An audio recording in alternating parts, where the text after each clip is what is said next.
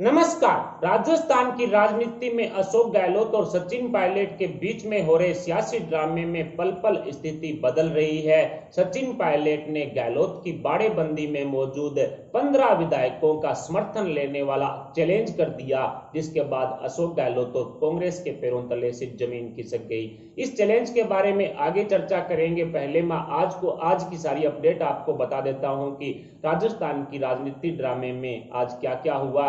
सचिन पायलट और अशोक गहलोत के बीच में झगड़ा करवा करके कांग्रेस के पूर्व राष्ट्रीय अध्यक्ष राहुल गांधी अपनी छुट्टियां मनाने के लिए जो विदेश यात्रा पर निकल चुके हैं। जी हां दोस्तों, राहुल गांधी इटली में नानी के यहां दही रोटियां खाने के लिए जा चुके हैं। कांग्रेस के अंदर हो रहे झगड़े को मिटाने की बजाय राहुल गांधी ने विदेशों में छुट्टियां मनाने का फैसला लिया और कहीं ना कहीं कांग्रेस के जो नेता बागी होते हैं उनकी शिकायत भी यही रहती है कि कांग्रेस के राष्ट्रीय नेतृत्व द्वारा उनकी समस्याओं का हल नहीं करवाया जाता और यही कारण रहा है कि सिंधिया जी बागी हुए, इनके अलावा जो सचिन पायलट बागी हुए।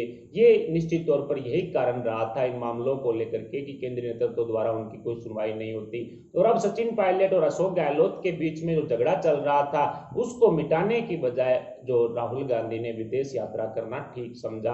वैसे भी 2-4 राज्यों के अंदर कांग्रेस है वो सिमट कर रह चुकी है। ऐसे में पार्टी को मजबूत करने और पार्टी के नेताओं की जो समस्याएं हैं उनको दूर करने की बजाय राहुल गांधी ने विदेश यात्रा का फैसला ले लिया है। कुल मिलाकर के राहुल गांधी द्वारा इस तरह का फैसला लेने के बाद कांग्रेस की ऑल ओवर इंडिया किरकिरी होती हुई दिखाई पड़ रही है। गहलोत सरकार के विधायक होटल फेयरमाउंट की बाड़ेबंदी में भजन कीर्तन करके सरकार बचाने की कोशिश है वो कर रहे हैं। जी हां दोस्तों, 88 विधायक कांग्रेस के, इसके अलावा अन्य विधायकों के साथ 100 का आंकड़ा गहलोत की बाड़ेबंदी में मौजूद है। अब इन सभी विधायकों ने भजन कीर्तन करके और राम का नाम लेकर के सरकार को बचाने का निर्णय लिया है और कहीं ना कहीं सचिन पायलट का डर अब गहलोत खेमे में पूरी तरह से बैठ चुका है।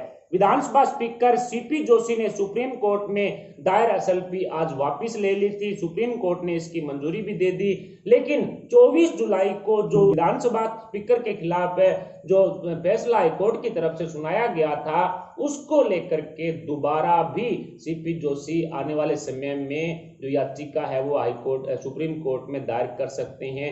इस तरह की बात भी सामने आ रही है। हाईकोर्ट के फैसले के खिलाफ कांग्रेस अब नए दांव पेच के आधार पर सुप्रीम कोर्ट में दोबारा याचिका लगा सकती है। इसके अलावा राज्यपाल को हटाने के लिए कांग्रेस ने हाईकोर्ट में याचिका दायर की है। जी हां दोस्तों, अब राज्यपाल पर पहले राजनीतिक दबाव बनाने की कोशिश की, उसके बाद सुप्रीम कोर्ट के जरिए कहीं ना कहीं इस फैसले को वापस लेकर के भी राज्यपाल के लिए द्वार खोले और अब उसके बावजूद भी प्रस्ताव नामंजूर करने के बाद हाईकोर्ट का दरवाजा कांग्रेस ने खटखटा लिया है। राज्यपाल को हटाने और उनकी जगह दूसरा राज्यपाल तैनात करने को लेकर के कांग्रेस ने हाईकोर्ट में याचिका दायर कर दी है, जिसके बाद जो महामहिम है वो काफी नाराज भी हुए हैं। सुरजेवाला ने कहा है कि अगले 48 घंटे में मानेसर से 3 विधायक है वो गहलोत खेमे में लौट आएंगे, लेकिन ये सुरजेवाला का सपना ही है। सतीश पूनिया ने इस बात पर तंज कसते हुए कहा कि सुरजेवाला इस बात का भी ध्यान रखिए कि 3 आएंगे तो 13 जाएंगे। जी हां दोस्तों, सतीश पूनिया की तरफ से भी अब सुरजेवाला पर करारा प्रहार है वो करना शुरू कर दिया गया है। राजभवन को घेरने का फैसला कांग्रेस द्वारा जो लिया गया था वो अब पूरी तरह से कामयाब नहीं हुआ। हालांकि पूरे हिंदुस्तान के राजभवन को घेरने की कोशिश कांग्रेस की तरफ से की गई, लेकिन जो वहां के प्रशासन और वहां के पुलिस प्रशासन द्वारा राजभवन को घेरने की जो उनकी कोशिशें थी उनको नाकाम कर दिया। कहीं लाठीचार्ज भी किया गया, कहीं इनके जो कोरोना काल के दौरान इस तरह से एकत्रित होने का विरोध भी प्रशासन द्वारा किया गया। कुल मिलाकर के राजभवन घेरने का जो एक तरह से प्लान कांग्रेस ने बनाया था राष्ट्रीय स्तर पर वो पूरी तरह से नाकामयाब हो चुका है।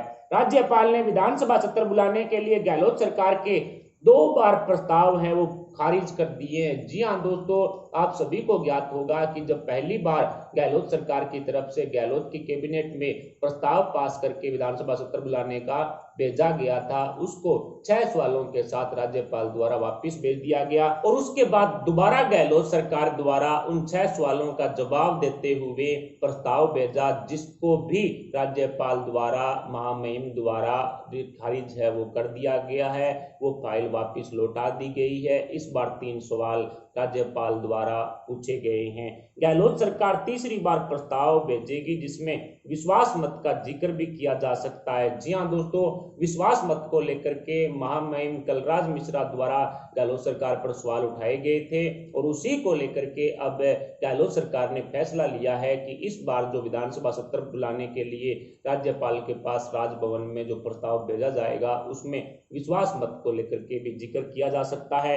विश्वास मत की कार्रवाई करनी है तो संबंधित प्रोटोकॉल का पालन करना होगा। इस तरह की बात राज्यपाल कलराज मिश्रा की तरफ से कही गई है।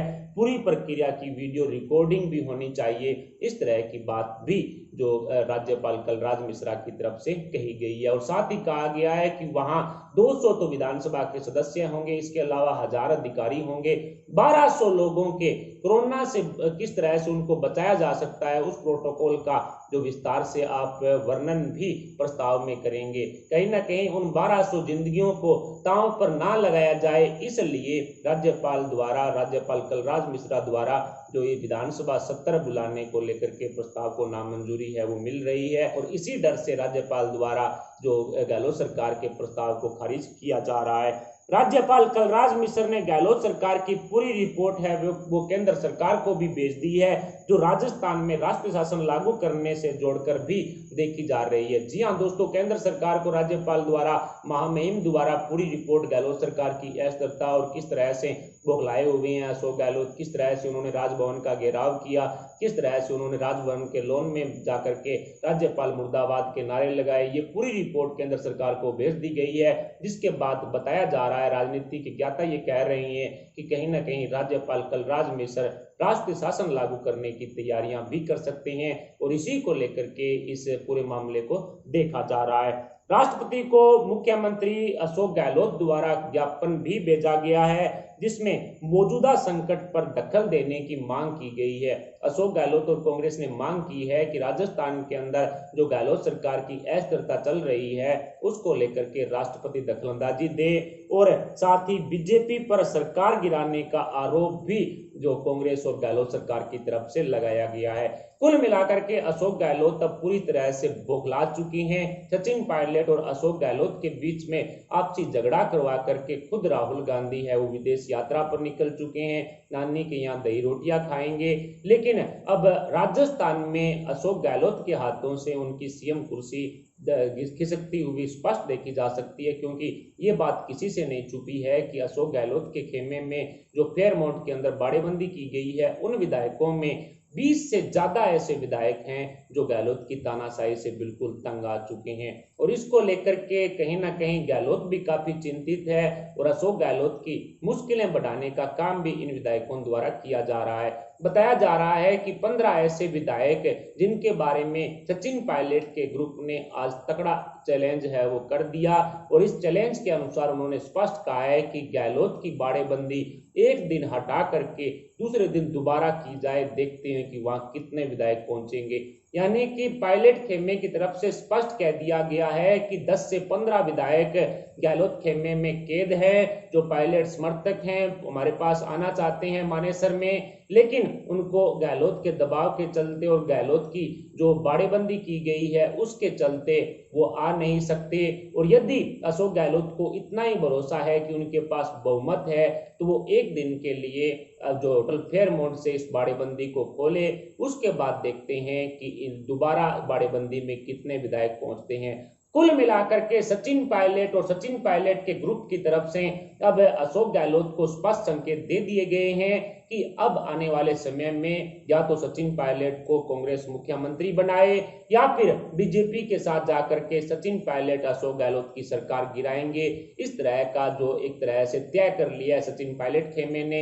यदि इनकी विधायकी बची रहती है पायलट और पायलट खेमे के 18 जो कांग्रेस के विधायक है उनकी, तो बीजेपी के साथ जाकर के ये जो अशोक गहलोत खेमे को तगड़ा झटका देंगे। और यदि इनको कहीं ना कहीं कांग्रेस घर वापसी करवाती है तो ये मुख्यमंत्री की गद्दी बगैर नहीं मानेंगे। ऐसे में कहा जा रहा है कि सचिन पायलट खेमे के हौसले बहुत ज्यादा बुलंद है और उनकी कामयाबी को देख करके गहलोत के विधायकों के मुंह पर निराशा भी छाई हुई है। गहलोत खेमे के विधायक भी अब पायलट के साथ खड़े रहने का हौसला बुलंद कर चुके हैं। पायलट के साथ जाने के लिए उनके हौसले बुलंद हो चुके हैं और साथ ही अशोक गहलोत खेमे के खुद के जो समर्थक विधायक हैं उनके चेहरे पर स्पष्ट निराशा है वो देखी गई है होटल फेयरमाउंट के अंदर। और साथ ही कई ऐसे विधायक हैं जिन पर होटल के स्टाफ और गहलोत के अधिकारियों द्वारा पैनी नजर बनाई हुई है। राजस्थान पुलिस को भी गहलोत ने तगड़े निर्देश दे दिए हैं कि यदि होटल फेयरमाउंट से कोई विधायक फाड़ी होता है, फरार होता है,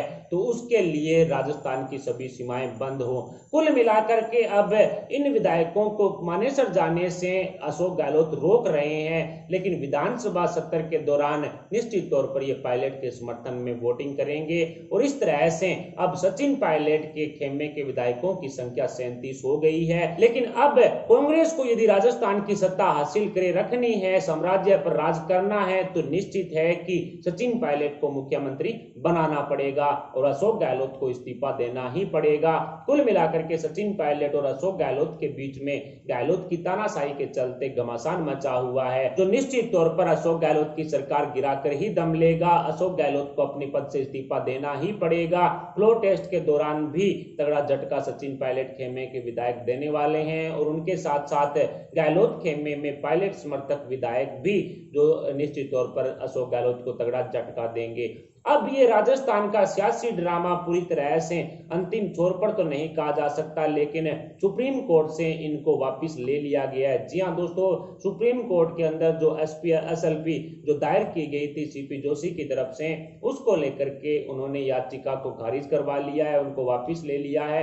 लेकिन 24 जुलाई वाले हाईकोर्ट के फैसले को लेकर के दोबारा ये याचिका है वो सुप्रीम कोर्ट में दायर की जा सकती है। हाईकोर्ट और सुप्रीम कोर्ट से कांग्रेस और गहलोत सरकार को तगड़ा झटका मिला है और कहीं ना कहीं कानूनी दाव पेंच में अशोक गहलोत पूरी तरह से हारते हुए दिखाई दे रहे हैं। और यही कारण है कि अब कांग्रेस ने जो कानूनी कार्रवाई ना करके राजनीतिक दाव पेंच खेलने का निर्णय लिया है। आज एनएसयूआई ने भी इन बागी विधायकों के घर घर जाकर के गुलदस्ते बांटे और उनसे आग्रह किया कि आप इन विधायकों को कहिए, इनसे आग्रह कीजिए कि वो वापस कांग्रेस पार्टी में लौट आए, वरना कांग्रेस की सरकार है वो गिरेगी। कुल मिलाकर के मुख्यमंत्री पद की दावेदारी सचिन पायलट की तरफ से करने के बाद निश्चित है कि सचिन पायलट के साथ गहलोत खेमे के भी 10 से 15 विधायक हैं वो वोट करेंगे। और साथ ही बसपा के जो 6 विधायक हैं उनके खिलाफ मायावती द्वारा व्हिप जारी करके उनको बोल दिया गया है कि यदि अविश्वास मत को लेकर के वोटिंग होती है तो निश्चित है कि आपको कांग्रेस के खिलाफ वोट करना है। साथ ही बसपा इस मामले को लेकर के जो बसपा से ये कांग्रेस में चले गए थे सभी 6 के 6 विधायक, अशोक गहलोत ने खरीद फरोख्त के दम पर करोड़ों रुपए इनको देकर के और मंत्री पद का लालच देकर के इनको कांग्रेस में विलय करवा लिया था, उसको लेकर के भी बसपा अब हाई कोर्ट का दरवाजा खटखटा चुकी है। कुल मिलाकर के सचिन पायलट और अशोक गहलोत के बीच में हो रहा सियासी ड्रामा अब गहलोत सरकार को गिराकर ही दम लेगा। अशोक गहलोत को हर हाल के अंदर रिजाइन देना ही पड़ेगा। यदि कांग्रेस भी सरकार बचाना चाहती है तो सचिन पायलट को मुख्यमंत्री का दावेदार कर सकती है, जिसके बाद अशोक गहलोत को मजबूरन निश्चित तौर पर सचिन पायलट को समर्थन करना होगा। और यदि कांग्रेस इस तरह का फैसला नहीं लेती है तो सचिन पायलट बीजेपी के साथ जाकर के एक तरह से तगड़ा झटका गहलोत को देंगे। 72 विधायक बीजेपी के हैं, 3 आरएलपी के हैं, 22 विधायक फिलहाल सचिन पायलट के पास मौजूद हैं स्थान में, और इसके अलावा 10 से 15 विधायकों के पायलट खेमे के जो निश्चित तौर पर गहलोत की बाड़ेबंदी में होने का दावा किया गया है उसमें यदि 5% भी सच्चाई होती है तो बहुमत का आंकड़ा पायलट के साथ मौजूद है।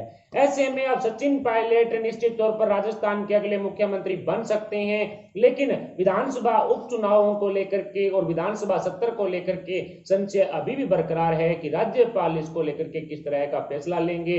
फिलहाल सचिन पायलट और अशोक गहलोत के बीच में हो रहे सियासी ड्रामे के दौरान यदि सचिन पायलट वापस कांग्रेस में लौटते हैं तो क्या कांग्रेस सचिन पायलट को राजस्थान का मुख्यमंत्री बनाएगी? इस पर आप अपने विचार में कमेंट बॉक्स में जरूर बताएं। साथ ही वीडियो को लाइक कर हमारे चैनल को सब्सक्राइब जरूर कर लें। अभी के इतना, मिलते हैं अपडेट के साथ, तब तक के लिए जय हिंद, जय भारत। वहां पर 10 से 15 विधायक आज भी हमसे संपर्क कर रहे हैं और हमें कह रहे हैं कि ज्यों ही बाड़ाबंदी हटी हम यहाँ से भाग निकलेंगे, सचिन पायलट जिंदाबाद आ जाएंगे।